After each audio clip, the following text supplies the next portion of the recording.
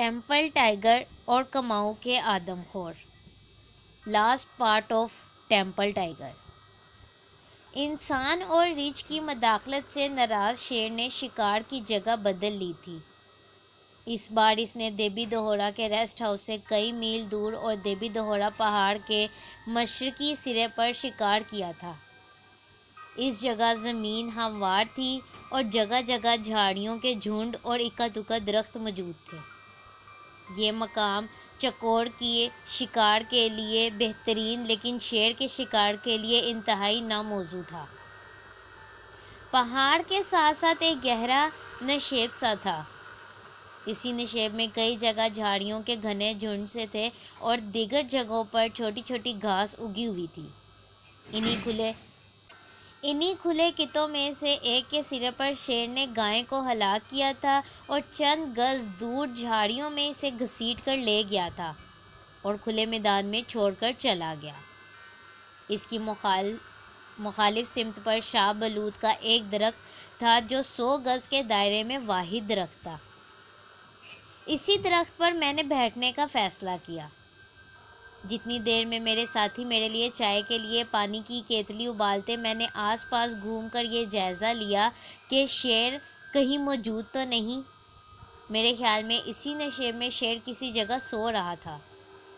اگرچہ میں نے پورے 1 گھنٹے تک اس نشیب کا جائزہ لیا لیکن شیر نہیں دکھائی دیا. جس درخت کو میں نے بیٹھنے کے لیے چنا وہ گھاس کے کتے پر جھکا ہوا تھا.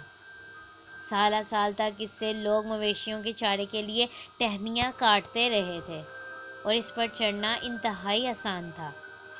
تاہم اوپر بیٹھ کر تنا دکھائی نہیں دیتا تھا. 20 فٹ کی بلندی پر واحد شاخ ایسی تھی جہاں میں بیٹھ سکتا تھا. تاہم اس شاخ تک چڑھنا نہ تو آسان تھا اور نہ ہی بیٹھنا آرام دہ.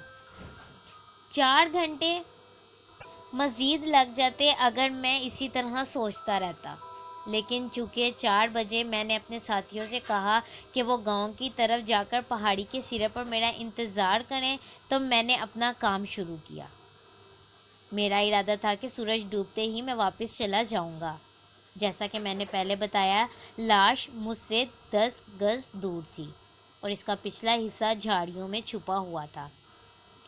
اسی حالت میں بیٹھے ہوئے مجھے 1 گھنٹہ گزرا ہوگا اور میں سرخ بلبلوں کو جنگلی بھیڑیاں کھاتے دیکھ رہا تھا کہ جب میں نے آنکھیں موڑ کر لاش کی طرف دیکھا تو شیر کا سر جھاڑیوں کے پیچھے سے دکھائی دے رہا تھا.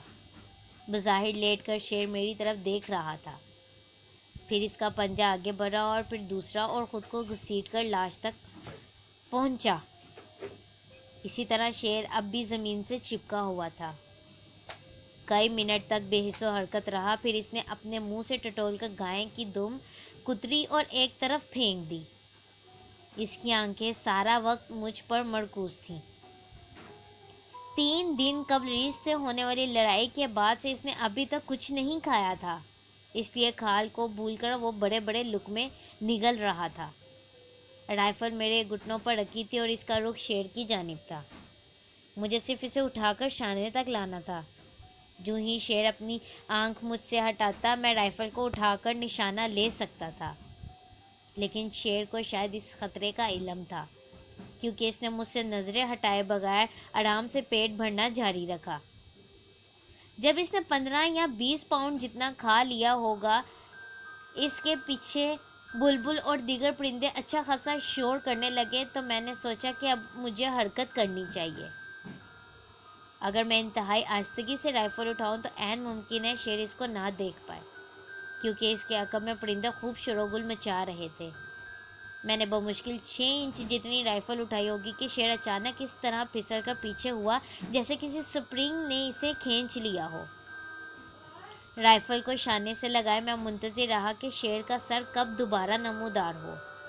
مجھے یقین تھا کہ جلد ہی شیر دوبارہ دکھائی دے گا. منٹوں پر منٹ گزرتے رہے لیکن شیر نہ دکھائی دیا. پھر اچانک ہی میں نے شیر کی آواز سنی. جھاڑیوں کے گرد چکر کاٹ کر شیر میرے درخت کے پیچھے پہنچا اور وہاں سے اس نے مزے سے درخت کے تنے پر اپنے پنجے تیز کرنے شروع کر دیے. اس جگہ چھوٹی چھوٹی شاخوں کی وجہ سے وہ مجھے دکھائی نہیں دیا۔ بار بار خوشی سے آوازیں نکالتے ہوئے اپنے پنجے تیز کرتا رہا اور درخت پر بیٹھے ہوئے میں خاموش قہقہ سے جھومتا رہا۔